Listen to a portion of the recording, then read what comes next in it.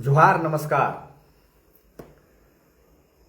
Live आज मुझे इसलिए भी आना पड़ा क्योंकि बहुत सारी बातें हैं जो आप पिछले एक महीना के दरमियान सुना होगा, और बहुत सारी बातें ऐसे भी हैं जो मैं जब से आया हूं तब से मुझे बहुत ही मैंने बेचैनी सी फील हो रही थी कि आखिर क्यों जेलकेम के वो तमाम नेता लोग ने मेरा साथ क्यों छोड़ा।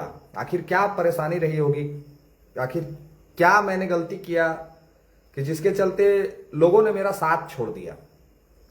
मैंने बहुत चिंतन मंथन, मैं बहुत परेशान हूं। मैं जब से छूट के आया हूं, मैं जेल में जितना परेशान नहीं था उससे ज्यादा परेशान मैं जेल से बाहर आने के दौरान हूं, और मैं यही चीज सोच सोच के मैं बहुत परेशान हो रहा हूं कि आखिर क्या माजरा है। तो मैंने देखा कि लोग टाइगर जयराम दा को भी बदनाम कर रहे हैं। कुछ लोग ये कह रहे हैं कि टाइगर जयराम महतो देवेंद्र नाथ महतो को छोड़ा के ले गए और सूरज सिंह को छोड़ दिए। जयराम दा को भी बदनाम कर रहे हैं बहुत सारे लोग, और कुछ लोग ये भी कह रहे थे कुछ दिन पहले कि सूरज सिंह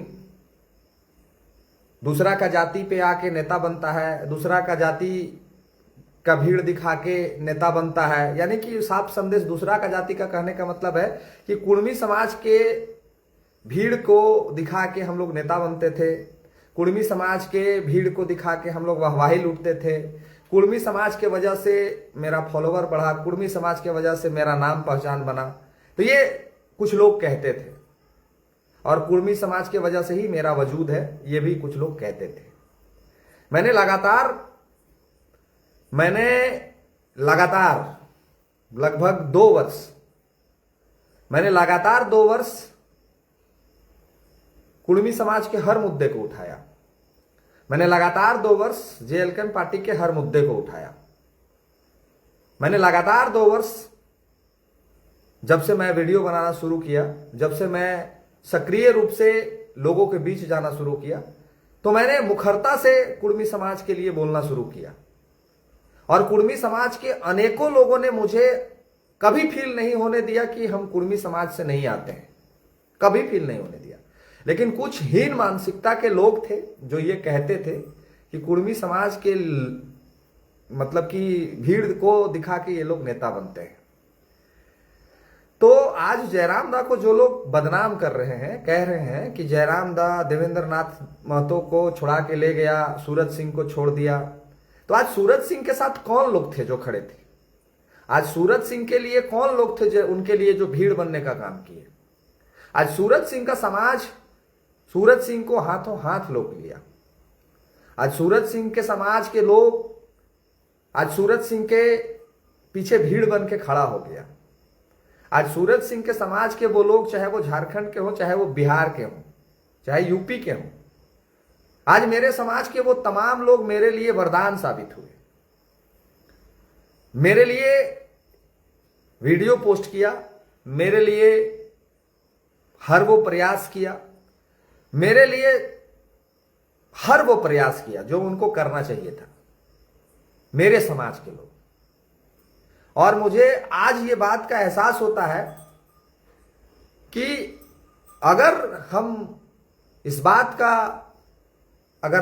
मुझे पहले एहसास होता कि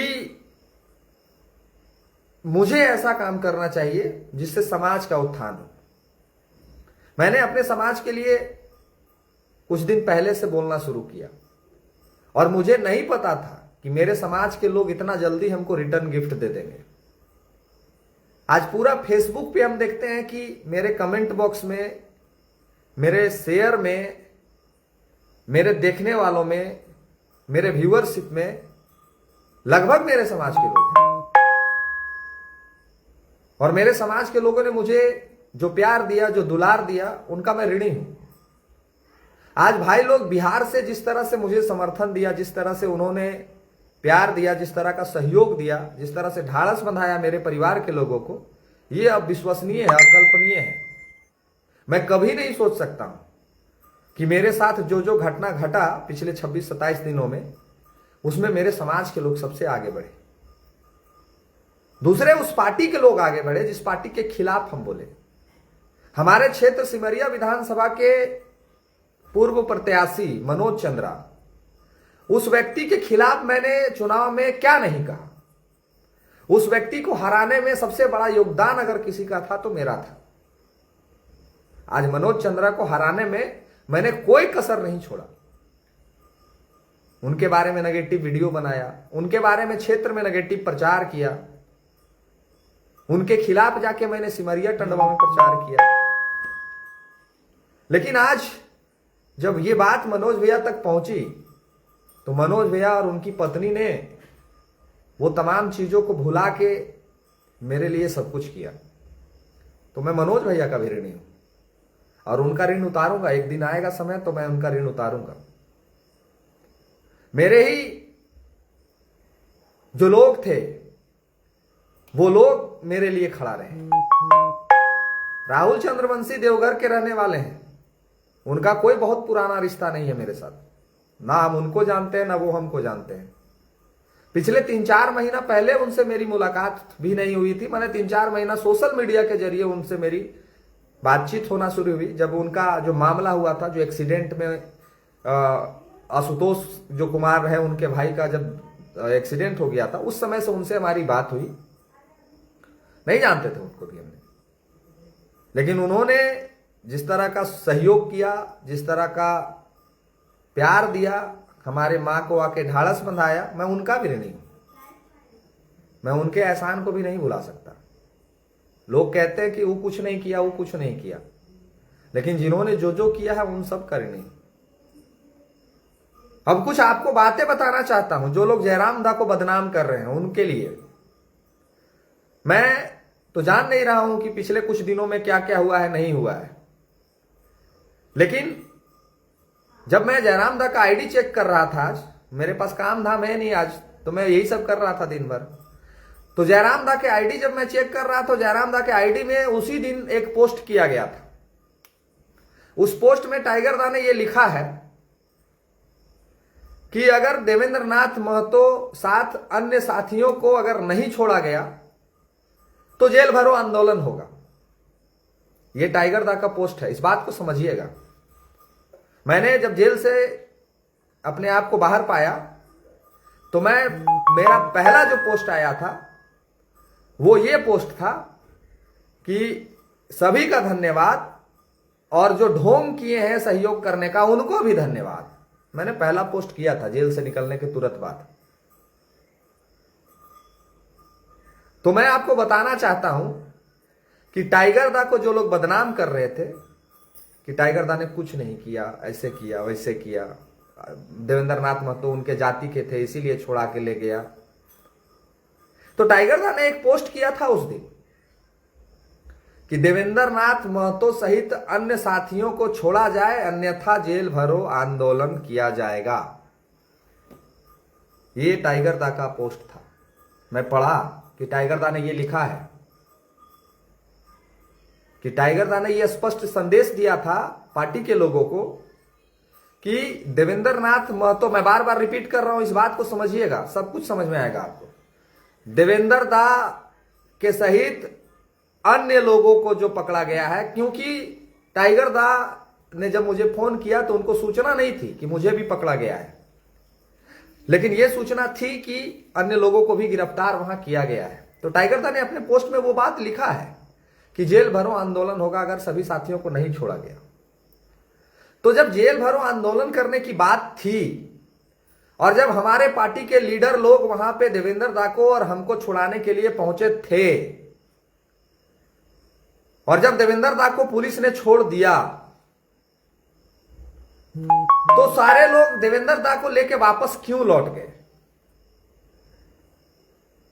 सूरज सिंह के लिए, पप्पू यादव के लिए, मुकेश राम के लिए, प्रदीप राम के लिए जेल भरो आंदोलन क्यों नहीं हुआ? कौन वो लोग था, कौन वो व्यक्ति था जिसने मना किया कि जेल भरो आंदोलन नहीं होगा? और देवेंद्र दा को लेके जो लोग लाने गए थे, देवेंद्र दा को लेके, वो लोग देवेंद्र दा को लेके वापस क्यों लौट गए? उन लोगों ने वहां क्यों नहीं कहा कि हमको अगर सभी साथियों को नहीं छोड़ा जाएगा तो हम लोग कोई नहीं जाएंगे, हम लोग सबको जेल में डालिए।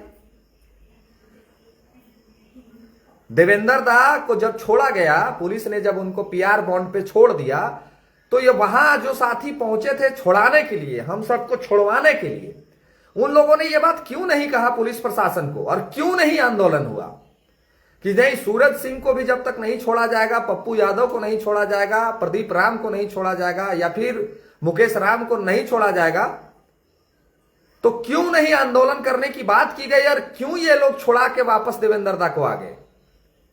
आखिर आंदोलन क्यों नहीं हुआ? क्यों सब लोग वापस लौट गए खुशी खुशी? ये जवाब कौन देगा? टाइगर दा का तो निर्देश था कि जेल भरो आंदोलन होगा सभी साथियों के लिए। तो टाइगर दा के बात को कौन वो व्यक्ति था जिसने इग्नोर किया? टाइगर दा के बात को कौन वो व्यक्ति था जो इग्नोर किया? और टाइगर दा को कौन बदनाम करने की साजिश पार्टी में रच रहा है? आज मेरे समाज के लोगों के मन में यह भाव क्यों डाला गया कि जयराम महतो एक जाति का नेता है? क्यों वह भ्रम ये फैलाया गया? क्यों फैलाया गया यह भ्रम? टाइगर दा ने तो ये नहीं लिखा था अपने पोस्ट में कि सिर्फ देवेंद्र नाथ महतो को छुड़ाने के लिए जेल भरो आंदोलन होगा।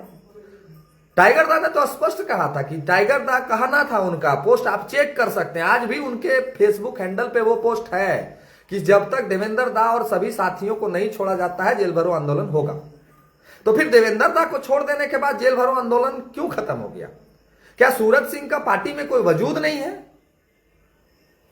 क्या सूरज सिंह ने पार्टी के लिए कुछ नहीं किया है? क्या सूरज सिंह ने पिछले 4 वर्षों में पार्टी के साथ सिर्फ छल किया है? क्या सूरज सिंह ने पिछले 4 साल में पार्टी के लिए कोई योगदान नहीं दिया है? तो फिर जितने लोग वहां गए थे वो देवेंद्र दा को लेकर खुशी खुशी क्यों लौट गए? ये सवाल है। और मैं ये सवाल इसलिए पूछ रहा हूं, इसलिए ये सवाल मुझे जानना है, इसका जवाब चाहिए हमको। और मैं इसलिए ये सोशल मीडिया के जरिए पूछ रहा हूं क्योंकि बहुत सारे लोग हैं, बहुत सारे, अनेकों लोग हैं, अनेकों, हजारों, लाखों लोग हैं जो इस बात को सोचते हैं मेरी तरह कि हम जब फंसेंगे तो हमरे बचाव में सारे लोग आ जाएंगे। तो सूरज सिंह का तो अपना कुछ पहचान था, उसके बावजूद हमको लोगों ने छोड़ दिया। तो अगर हम ये बात नहीं पूछें, इस बात का जवाब हमें नहीं मिले, तो इसकी क्या गारंटी है कि कल जिसको कोई पहचानता नहीं है, वो अगर किसी तरह से वो जेल चला जाए या किसी तरह से फंस जाए तो उसको बचाने के लिए कोई लोग सामने आएंगे? इसकी क्या गारंटी है? इसकी कोई गारंटी नहीं है। इसकी दूर दूर तक कोई संभावना नहीं है। तो जो लोग जेल जाते हैं वो तो जेल चले जाते हैं, उनका एक प्राण होता है, एक शरीर होता है, वो लोग जेल चले जाते हैं। लेकिन जो दुर्भाग्य, जो हस्र जो उनके परिवार का होता है, जो पीड़ा उनके परिवार को सहना पड़ता है, वो शायद असहनीय है। तो फिर आपके लिए कौन है जो लड़ेगा? कौन आवाज उठाएगा? और मैं पहले भी कहते आया हूं कि जिस व्यक्ति के लिए, जिन व्यक्तियों के लिए मैंने दिन रात नहीं देखा, जिस व्यक्ति के जेल जाने के बाद मैंने लगातार सिर्फ एकलौता खबर चलाने वाला वो व्यक्ति मैं था, लगातार खबर मैंने चलाया, पॉजिटिव मैसेज, हर चीज का एक एक पहलू का जवाब मैंने दिया, उन तमाम व्यक्तियों ने भी मेरे पास फोन करके, मेरे घर परिवार को फोन करके, सोशल मीडिया में लाइव आके, सोशल मीडिया में वीडियो बना के 2 वर्ड किसी को नहीं बोलने का हिम्मत हुआ। ये पिछले 26-27 दिनों में किसी का हिम्मत नहीं हुआ। तो कौन वो लोग हैं जो इस तरह का षड्यंत्र रच रहे हैं और जेएलके को कमजोर करना चाहते हैं? कौन वो लोग हैं जो झारखंडियत की सपना जो हम लोगों ने देखी थी कि झारखंडियत में हम लोग ये करेंगे, टाइगर दा को सीएम बनाएंगे? कौन वो लोग हैं जो भीतर में बैठ के भीतरघात करने के लिए पूरा ताक लगाए हुए हैं? कौन वो लोग हैं जो चाहते हैं कि सूरज सिंह भी पार्टी से बाहर हो जाए? कौन वो लोग हैं जो चाहते हैं कि मुकेश राम जैसे मेरा होनहार लड़का जो है वो पार्टी से बाहर हो जाए? कौन लोग हैं वो सब जो ऐसा काम कर रहे हैं? कौन लोग हैं जो टाइगर दा के बीच में मतभेद पैदा करके टाइगर दा से लोगों को दूर करना चाहते हैं? कौन लोग हैं वो लोग? ये बहुत बड़ा सवाल है, ये चिंतन मंथन करने का सवाल है कि टाइगर दा को पूरे झारखंड के नजर में, मेरे पूरे समाज के नजर में गिराने का काम जिन्होंने किया वो कौन लोग हैं? वो तो अच्छे लोग नहीं हो सकते हैं कभी, वो पार्टी के शुभचिंतक भी नहीं हो सकते हैं, वो तो पार्टी के विनाशक हैं। टाइगर दा पे एक टैग लगा रहे हैं कि टाइगर दा सिर्फ एक पार्टी के लीडर है, एक जाति के लीडर है। तो फिर ये टैग कौन लगा रहा है? क्यों बदनाम किया जा रहा है? और टाइगर दा के आदेश को लोगों ने क्यों नहीं माना? ये बहुत बड़ा प्रश्न है और इस प्रश्न का जवाब अगर हमको नहीं मिलता है तो आप ये बात सोच लीजिए कि जब हमको नहीं जवाब मिलता है तो आपको कौन जवाब देगा? आपको कोई जवाब नहीं देगा। आज मेरे घर वाले के मन में, मेरी मां के मन में, मेरे भाई के मन में टाइगर दा के प्रति जो भाव था, जो विचार था कि टाइगर दा मसीहा है, टाइगर दा सबको मदद करते हैं, टाइगर दा सबके लिए लड़ते हैं, आज मेरी मां के नजर में, मेरे भाई के नजर में, मेरे पूरे परिवार के नजर में टाइगर दा के अस्तित्व को धूमिल करने का काम किसने किया? ये तो बड़ा चिंतन मंथन वाला बात है, ये सोचने वाला विषय है कि कौन वो लोग हैं जो भीतर घात कर रहे हैं पार्टी में रह के, कौन वो लोग हैं जो दूरियां बनवा रहे हैं अपने लोग को अपने से ही। ये बहुत बड़ा सवाल है। आज शायद मेरे समाज के लोग नहीं आते खुल के मेरे साथ, तो शायद मेरे साथ बहुत बुरा होता। आज जेएलके का नहीं, आज जेएमएम के नेता मेरे साथ नहीं आते। कुछ लोग ये कह रहे थे कि जेएमएम की सरकार ने ही जेल में डाला और जेएमएम के नेता लोग बाहर कर रहे थे, बाहर किया। तो अब जेएमएम की सरकार मुझे अंदर डाली कि मुझे कौन किसने अंदर डाला, मेरे साथ व्यक्तिगत किसकी दुश्मनी थी, किसने षड्यंत्र रचा, ये तो हम नहीं जानते हैं। लेकिन मैं ये जरूर जानता हूं कि लातेहार पुलिस ने षड्यंत्र करके मुझे जेल में डाला और जेएमएम के मेरे जो अपने लोग थे उन्होंने मेरे साथ खड़ा होकर, मेरे परिवार के साथ खड़ा होकर मुझे बाहर निकाला। निश्चित तौर पे मुझे जानकारी है कि टाइगर दा ने भी एसपी को फोन करके डायरी के लिए कहा। टाइगर दा को दिग्भ्रमित कौन लोग थे जो कर रहे थे? ये अगर नहीं सामने आता है, ये जानकारी अगर खुल के नहीं सामने आती है तो आप तय मान लीजिए कि आपके लिए भी कोई नहीं खड़ा होगा, कोई नहीं खड़ा होगा। इसलिए नहीं खड़ा होगा कि जब सूरज सिंह पिछले 2 वर्षों में लगातार इस बात को बोला, लगातार इस बात को उठाया, लगातार लड़ाई लड़ा, उसके बावजूद मेरे लिए कोई खड़ा नहीं हुआ, तो आप तो कुछ कर भी नहीं किए हैं जी, आपको तो कोई जानता भी नहीं है, आपके लिए कौन खड़ा हो जाएगा? मैंने जिसके लिए जो नहीं करना था वो किया, जो नहीं करना था वो किया मैंने, उसके बाद भी लोग मेरे लिए खड़ा नहीं हुए, तो आपके लिए कौन खड़ा होगा? ये आप गलत फहमी का शिकार मत होइए। एक व्यक्ति जो मदद करता है उस व्यक्ति तक बात पहुंचने ही नहीं दिया जाता है, बीचे बीच में सब चीज खत्म हो जाता है। कौन वो लोग हैं जो ऐसा कर रहे हैं? और अगर आपको इतना कुछ हो जाने के बाद भी तमाम चीजें समझ में नहीं आती हैं तो भगवान भला करे आप लोगों का, इसमें हम कुछ नहीं कर सकते हैं। सबका भला करे, हमको भी भला करे, आपका भी भला करे। बाकी एक चीज सीखना होगा सबको, जितने नौजवान हैं सबको, कि सच्चाई है आपको तभी सफलता मिलेगी जब आपके समाज के लोग आपके साथ खड़ा रहेंगे। आज टाइगर दा कहते हैं ना कि पार्टी से ऊपर जाति है, जाति अमर है, जाति हमेशा आपके साथ खड़ा। निश्चित तौर पे इस बात को सिद्ध किया है मेरे समाज के लोगों ने। उन्होंने जो कर्ज के रूप में मेरे जीवन में ये बोझ लादा है, उनका ऋणी हूं मैं, जीवन भर नहीं उतार सकता। अरे क्या संबंध था मेरे से और उस यूपी वाले लड़का से जो यूपी में बैठ के मेरे लिए वीडियो बनाया? क्या संबंध था उस लड़के का मेरे से? क्या संबंध था उस बिहार वाले लड़के का मेरे से जिसने मेरे लिए वीडियो बनाया? क्या संबंध था? बस एक संबंध था कि मेरा समाज का था, इसलिए उसने ये काम किया। तो आज मुझे नाज है, मुझे गर्व है अपने समाज पे, और अपने समाज के लिए सब काम छोड़ के, दुनिया का कितना जरूरी काम क्यों ना हो, पार्टी का कितना जरूरी काम क्यों ना हो, मेरे लिए सर्वप्रथम और सबसे पहली सूची में अगर आज के बाद कोई काम होगा तो अपने समाज के लिए काम होगा। वो लोग के लिए काम होगा जो मेरे लिए खड़ा हुए हैं। किसी भी पार्टी के वो हों, मुझे फर्क नहीं पड़ता है, मैं उनके लिए खड़ा रहूंगा, आए दिन खड़ा रहूंगा। और आज इस लाइव में एक बात और मैं कहता हूं कि मनोज चंद्रा भैया जो सिमरिया विधानसभा से प्रत्याशी रहे हैं जेएमएम का, उनका अब किसी भी आंदोलन, किसी भी प्रोटेस्ट को सूरज सिंह का भरपूर समर्थन मिलेगा, ओपन मंच पे समर्थन मिलेगा। वो चाहे जिस भी डिसीजन को लेते हैं उनके साथ हम खड़ा रहेंगे, क्योंकि मुझे विश्वास है कि मेरे साथ कुछ गलत होगा तो मेरे लिए फिर खड़ा रहेगा।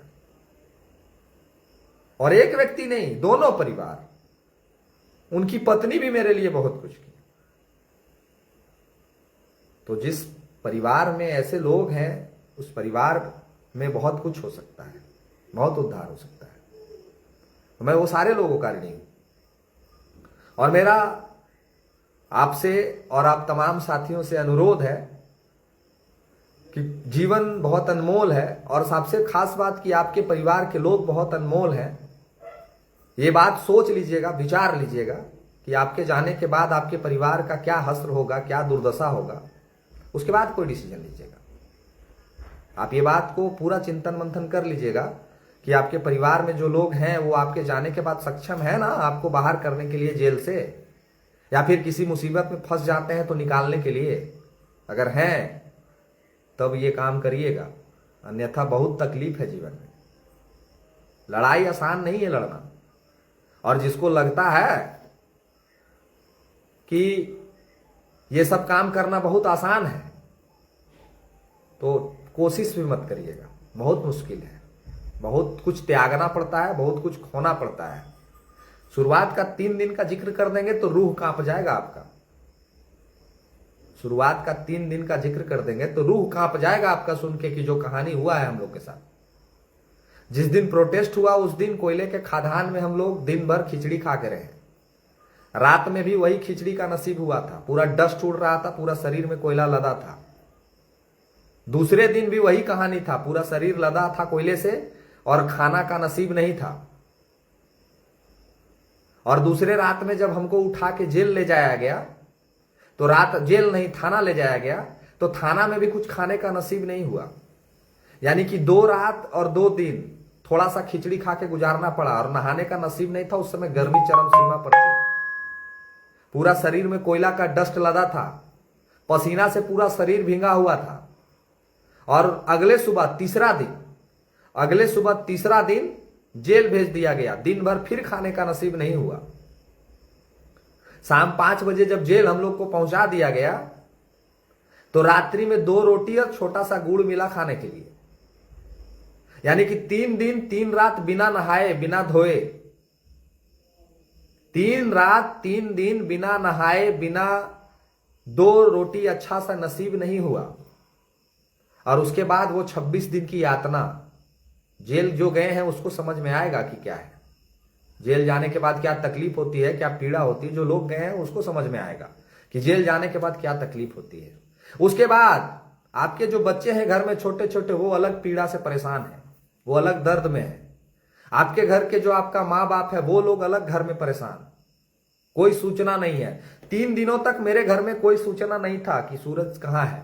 प्रोटेस्ट चल रहा था, सबको पता था, लेकिन जब मुझे वहां से उठाया गया तो किसी को नहीं जानकारी था। लेकिन मैंने जानकारी व्हाट्सएप के माध्यम से कुछ लोगों को दिया, लेकिन वो जानकारी नहीं रही, वो जानकारी बंद किताब में बंद हो गई।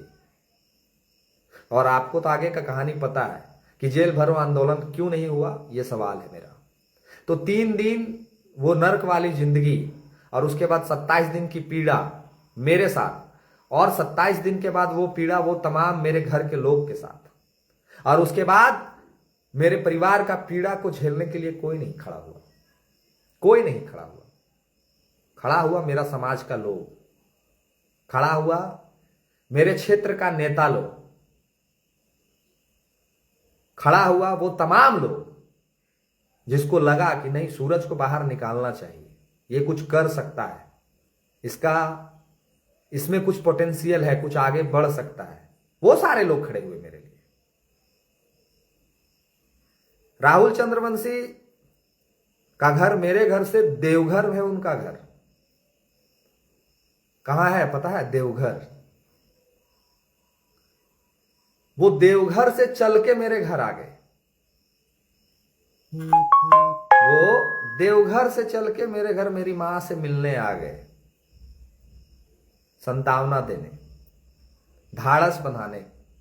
और मेरी मां जब रो रही थी ना, तो उनका लोर पोंछते हुए वो बोले कि आपका एक बेटा बाहर है। जो काम मेरे पार्टी के लोगों को करना चाहिए था, जो काम मेरे नेताओं को करना चाहिए था, वो काम राहुल चंद्रवंशी कर रहे थे। वो मेरी मां का आंसू पोंछ रहे थे, वो मेरी मां को ढाढ़स बंधा रहे थे कि आपका एक बेटा बाहर है, आप डरिए नहीं, चिंता नहीं करिए, हम अपने भाई को निकालेंगे बाहर। वो काम मेरे क्षेत्र के नेता का जो मेरे क्षेत्र के नेता है वो कर रहे थे। और वो नेता जिसको हम हराने का अथक प्रयास किए थे, वो नेता कर रहे थे जो काम हमारे पार्टी के लीडरों को करना चाहिए था। अब सुनिए मजे की बात, ये बात सुनिएगा तो आपको और बहुत कुछ समझ में आ जाएगा। पहला कि टाइगर को बदनाम करने की साजिश रची गई, टाइगर को बदनाम कर दिया गया, मेरे समाज के लोगों के नजर में उनको गिरा दिया गया कि जयराम महतो अपना जाति का नेता को छोड़ा के ले गया, जबकि टाइगर दा का यह सख्त आदेश था कि सभी साथियों को छोड़ा के लाना है। उसके बाद न्यायिक प्रक्रिया में जब हम जेल चले गए तो दोषीवार तो वो सारे लोग हैं जो देवेंद्र दा को लेके वापस लौट गए और कोई जेल भरो आंदोलन नहीं हुआ, चर्चा भी नहीं हुआ। लोगों ने ये मैंने कहा भी नहीं कि सूरज सिंह को भी लेके जाएंगे, सूरज सिंह को साथ लेके जाएंगे, नहीं तो हम लोग को भी जेल भेज दीजिए। ये बात भी लोगों ने नहीं कहा कि वो 4 लोग को हम साथ लेके जाएंगे, और नहीं अगर साथ लेके जाएंगे तो हम लोग सबको जेल भेज दीजिए। कोई नहीं कहा। टाइगर दा के आदेश को भी लोगों ने नहीं माना और टाइगर दा को बदनाम कर दिया पूरे इस प्रकरण पे। टाइगर दा को बदनाम किया गया और कुछ नहीं है। अब सुनिए, मजे की बात आपको बता देते हैं। मेरे जेल से निकलने के आज तीसरा दिन है। मैं जेल से निकला हूं, आज मेरा ये तीसरा दिन है। और इस 3 दिन के दरमियान मुझे लगता है कि मेरे समाज के लोगों ने, कई 100 लोगों ने मुझे फोन किया, हालचाल पूछा, मेरे घर आ रहे हैं। डेली हमको लगता है कि जब से आए हैं 50-100 लोग आ रहे हैं। आज भी बहुत सारे लोग मिलके गए। कल मेरे साथ पूजा अर्चना करने के लिए लोग गए, मंदिर गए, इटखोरी में पटाखा फोड़ा, जुलूस निकाला, अन्य तरह की सारी चीजें की। वो मेरे पार्टी के नहीं थे। मेरे पार्टी के सिर्फ 3 लोग आए, मेरे जिले के भी पार्टी के 3 लोग आए। मेरे पार्टी के जो जिला अध्यक्ष हैं सुनील कुमार, सिकंदर खेरवार और जयप्रकाश दा, ये तीनों लोग इसलिए आए क्योंकि मेरा व्यक्तिगत संबंध उनसे अच्छा था, मेरा रिश्ता उनसे अच्छा था। वो इसलिए मेरे बुलाने पे, बाकी कोई नहीं आया। अब किसका ऑर्डर चल रहा है, किसका आदेश चल रहा है, वो हम नहीं जानते हैं। हालांकि हम वो भी क्लियर कर देंगे आने वाले समय में जब हम लाइव आएंगे। तो मेरा बहुत गंदा आदत है कि हम चीजों को बड़ा निचोड़ते हैं, बड़ा मरोड़ते हैं और बहुत कुछ सामने ला देते हैं, जैसे ये तमाम चीजें ला रहे हैं। तो आगे और बहुत टेलीकास्ट आने वाला है, एक एक चीज को पर्दाफाश कर देंगे, कौन क्या किया है नहीं किया है। और मेरा तो आप जानते हैं कि जयराम महतो को कोई बदनाम करता है तो बड़ा खून लहरता था मेरा शुरू से, और आज भी लहर रहा है कि आखिर उस व्यक्ति को क्यों बदनाम किया गया। जो व्यक्ति दूसरे को मदद करता है, क्या वो व्यक्ति हमको मदद नहीं करता? ऐसा तो नहीं हो सकता है।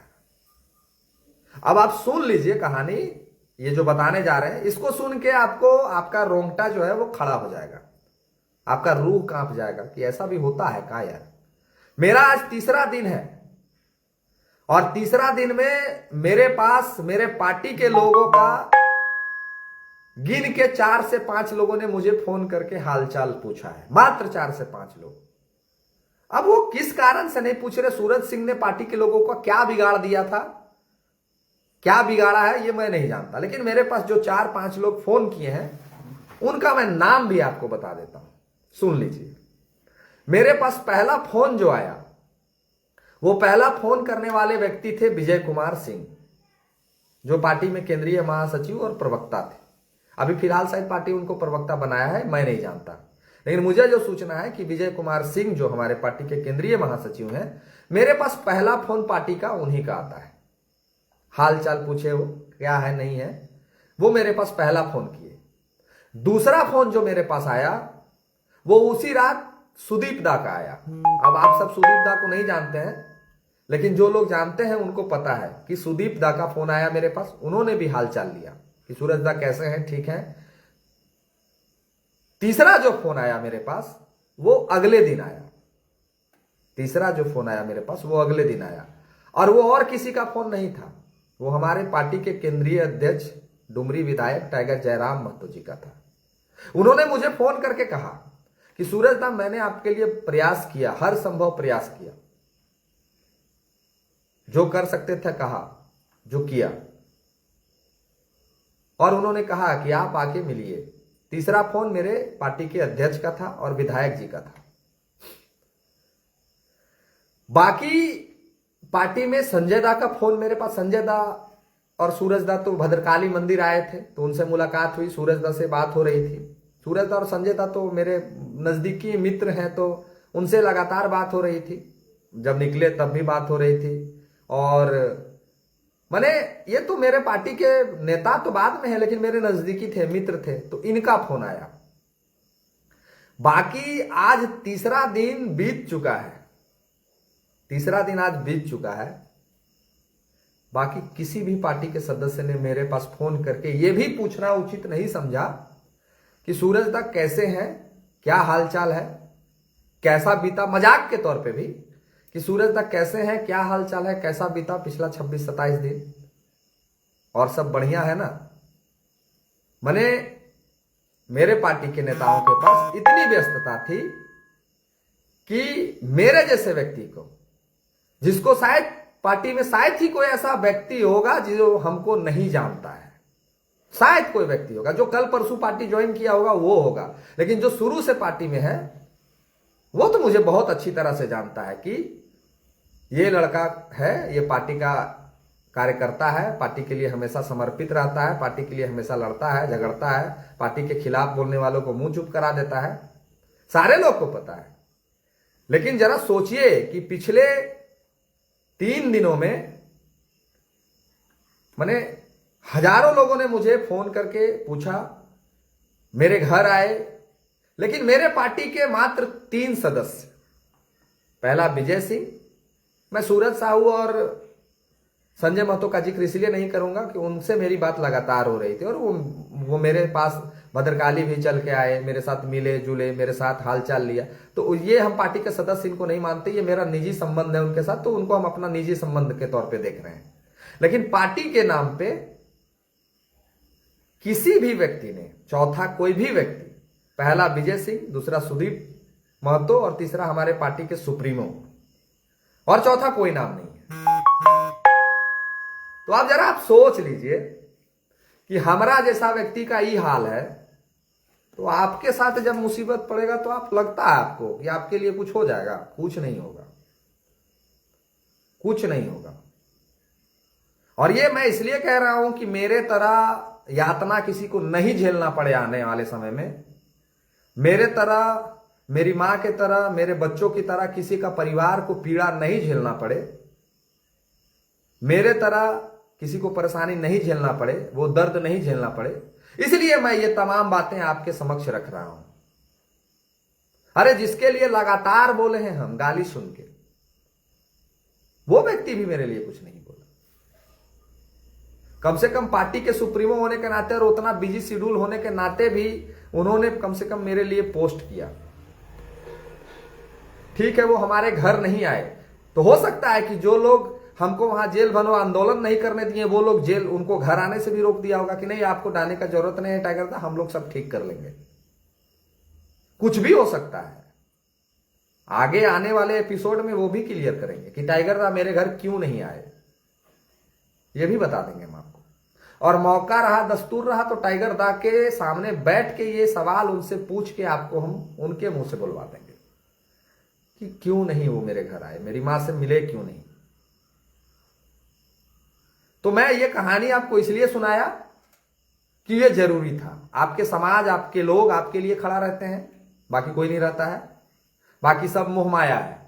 जब तक आप किसी के लिए कुछ कर रहे हैं तब तक वो आपके साथ है, आपके लिए है। आप जिस दिन उसके करने योग्य कुछ नहीं रहिएगा, आपका कोई अस्तित्व, कोई वजूद नहीं है, आप बिना मतलब के परेशान हैं कि हमरा ये हो जाएगा, हमरा लिए वो कर देगा, हमरा लिए, कोई किसी के लिए कुछ नहीं करता है। करता है तो आपका समाज, आपके लोग, आपके क्षेत्र के लोग जो आपके साथ रहते हैं, चाहे वो किसी भी समुदाय से आते हो, मैटर नहीं करता है। बस ये मैटर करता है कि वो आपके लोग।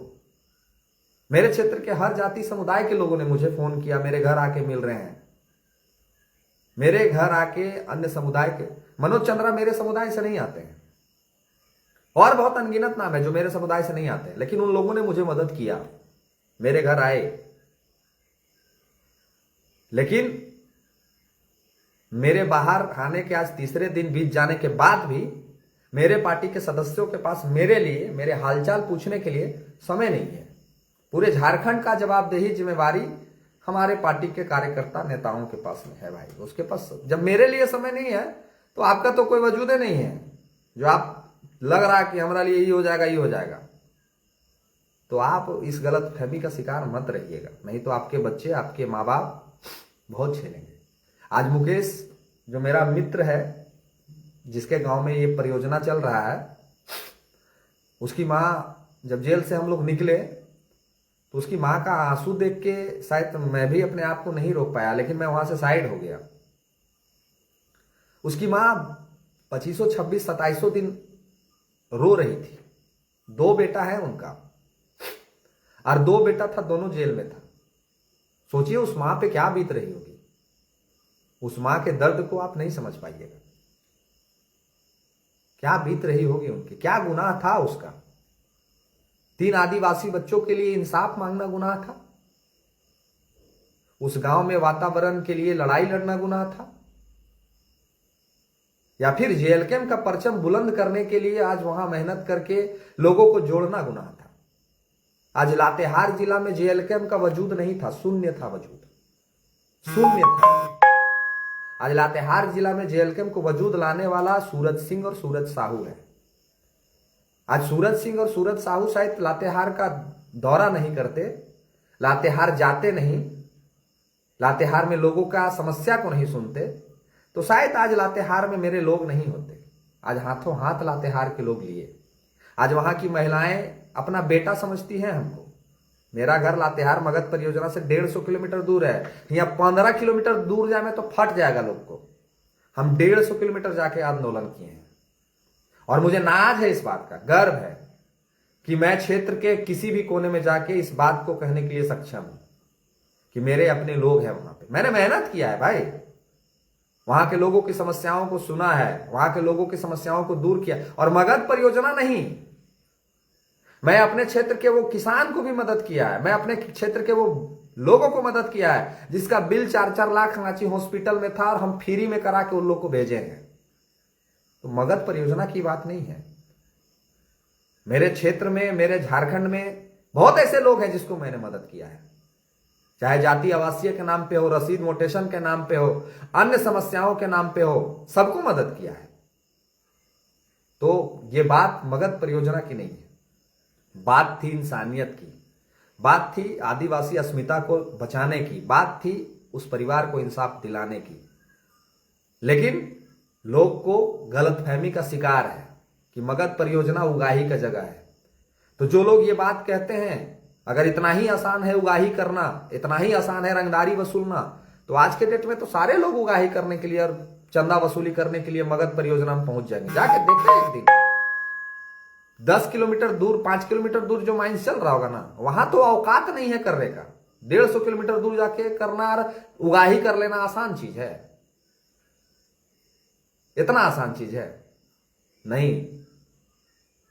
और आज उगाही करते ना, आज वहां से पैसा लेना रहता तो 2 साल से मगध हम जा रहे हैं, आज कहां से कहां पहुंच गए रहते, और वहां का कर लिए रहते, और वहां के ग्रामीण को मरने के लिए छोड़ दिए रहते। आज पैसा ले रहे होते तो कोई मरे वहां चाहे कोई जिए, क्या मतलब था हमको? हमको तो पैसा मिल रहा था। मगध परियोजना में लोग मरे जिए, हमको उससे क्या मतलब है? हमको तो नेतागिरी का पैसा मिल रहा था। क्यों हम जेल गए? क्या जरूरत थी पुलिस से लड़ने की? क्या जरूरत थी परियोजना के अधिकारियों से लड़ने की? कोई जरूरत नहीं थी। ये बात उनको नहीं समझ में आएगी जो पेशा है, उनको नहीं समझ में आएगी। ये उनको समझ में आएगी जो वाकई में आंदोलन करते हैं और वाकई में लोगों के लिए लड़ते हैं। तो चलिए, लाइव बहुत लंबा हो जाएगा। मैंने जो भी कुछ कहा, जो भी कुछ बताया, इसमें जरा सा भी कहीं 1% भी झूठ नहीं है। जो मेरे साथ बीता, आप बीती, वो मैंने आपको बताया। जो मेरे साथ घटना घटा वो मैंने आपको सामने प्रस्तुत किया, आपके सामने रख दिया। बाकी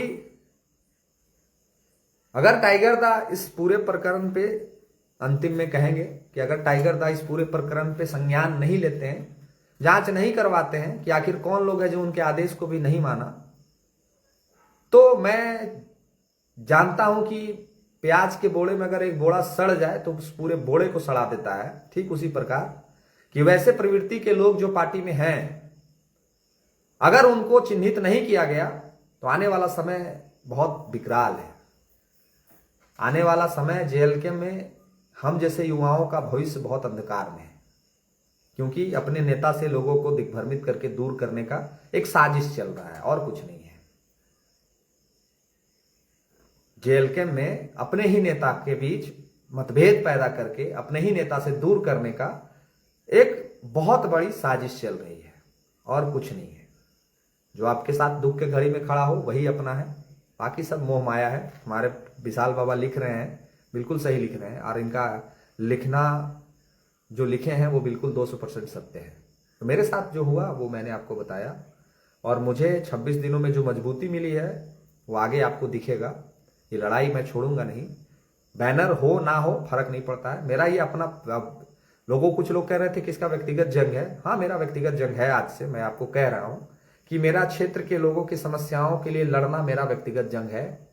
चाहे वो मनोज चंद्रा का नेतृत्व में हो, चाहे वो मेरा नेतृत्व में हो, चाहे वो मुकेश राम के नेतृत्व में हो, चाहे प्रदीप राम के नेतृत्व में हो, चाहे पप्पू यादव के नेतृत्व में हो, चाहे अन्य कोई भी साथी, मेरे क्षेत्र के जिले के कोई भी साथी अगर कोई भी प्रोटेस्ट आंदोलन करते हैं और वो जन समस्या को लेके होगा, तो मैं पार्टी नहीं देखूंगा कुछ समस्या के लिए कौन लड़ रहा है। मैं अपने क्षेत्र के लोगों के लिए आवाज बनूंगा, अपने क्षेत्र के लोगों के लिए आवाज उठाऊंगा। मुझे फर्क नहीं पड़ता है कि किस पार्टी ने उसके लिए मदद के लिए आगे हाथ बढ़ाया है, मैं उसके लिए लड़ूंगा। और सबसे जरूरी बात कि ये अंतिम एपिसोड नहीं है। इस पूरे लाइव के बाद जब आप इस प्रक्रिया को, आप अपनी प्रतिक्रिया को, हाँ, एक बात कहना चाहेंगे कि जो जुड़े हैं इस वीडियो को, इस लाइव को शेयर जरूर मारिए, ताकि पूरे झारखंड में ये मैसेज जाए और लोग समझ सके चीजों को कि कैसे टाइगर को बदनाम करने का एक साजिश रचा गया, कैसे टाइगर के बात को इग्नोर किया गया, कौन वो लोग थे जो इस तरह का मैसेज देने का प्रयास किए, क्यों हमारे समाज से टाइगर दा के बीच में दूरी पैदा करने का प्रयास, साजिश रचा गया, कौन लोग थे वो लोग। इस पे चिंतन मंथन हम आगे और भी करेंगे, और जैसे चिंतन मंथन करके और भी बारीकी से चीजें सामने आएंगी, मैं आप सबके समक्ष प्रस्तुत करूंगा। इसलिए करूंगा कि आपको जानना जरूरी है, क्योंकि आपके वजह से हमारा अस्तित्व है, आपके वजह से हमें पहचान मिलती है, आपके वजह से हमें हिम्मत मिलती है, आपके वजह से हमें साहस मिलती है। तो आपको जानना जरूरी है कि आखिर चीजें क्या है, कौन लोग थे। नाम सामने ला देंगे बहुत जल्द कि कौन लोग थे जो इस पूरे षड्यंत्र को रचे और मेरे मन में टाइगर दा के प्रति गलत भावना प्रवेश करने का प्रयास किया, कि मेरे मन में उनके प्रति विचार गलत हो जाए, मैं पार्टी के प्रति, पार्टी के खिलाफ बोलने लगूं, पार्टी को बदनाम करने लगूं। बिल्कुल नहीं। इसमें जेएलके की कहीं कोई गलती नहीं है, इसमें गलती कुछ लोगों की है, और वो लोग जेएलके के। इसमें पार्टी का कहीं कोई दोष नहीं है, इसमें पार्टी सुप्रीमो का कहीं कोई दोष नहीं है, इसमें कुछ लोगों की जो गलती है उसका दोष है। टाइगर के आदेश को नहीं मानना दोष है। अगर उस दिन देवेंद्र दा के वहां छोड़ने के बाद अगर अड़ जाते लोग कि नहीं हम लोग जाएंगे तो सूरज सिंह को लेके जाएंगे, और नहीं जाएंगे तो फिर कोई नहीं जाएंगे, तो शायद सूरज सिंह जेल नहीं जाता, और शायद हमारे घर में वो पीड़ा नहीं होती, और शायद ये समस्याएं जो आज आई हैं वो नहीं आती। मेरा दर्द है, और इस दर्द को बयां करने से ब्रह्मा भी हमको नहीं रोक सकते हैं। इस दर्द को बयां करने से ब्रह्मा भी हमको रोक नहीं सकते हैं। ये एक एक दर्द जो मेरे साथ जो घटना घटा है, और उस मां का आंसू, उस परिवार का आंसू, पप्पू यादव की पत्नी के दो छोटे छोटे, पप्पू यादव के जो दो छोटे छोटे बच्चे के जो आंसू पिछले 30 दिनों में निकला है।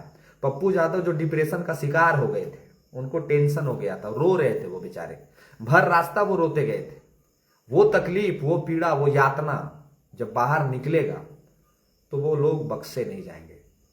जिनका भी नाम आएगा, आपसे वादा है, सूरज सिंह उधेड़ने में कमी नहीं करेगा।